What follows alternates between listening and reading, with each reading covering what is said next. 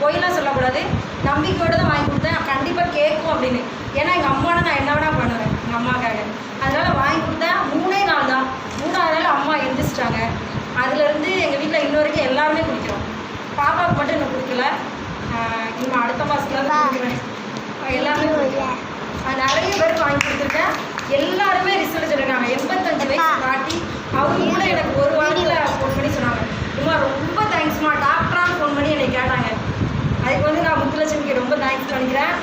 டாக்டரான்னு என்னை ஃபோன் பண்ணி கேட்குற அளவுக்கு எனக்கு வந்து இது இருக்குது. அதே மாதிரி முட்டு வலி வந்து எனக்கு அதிகமாக இருக்கும். ஃபஸ்ட்டு காலேஜில் ஒர்க் பண்ணேன், மாடிலாம் ஏறும்போது நல்லா இருந்தது.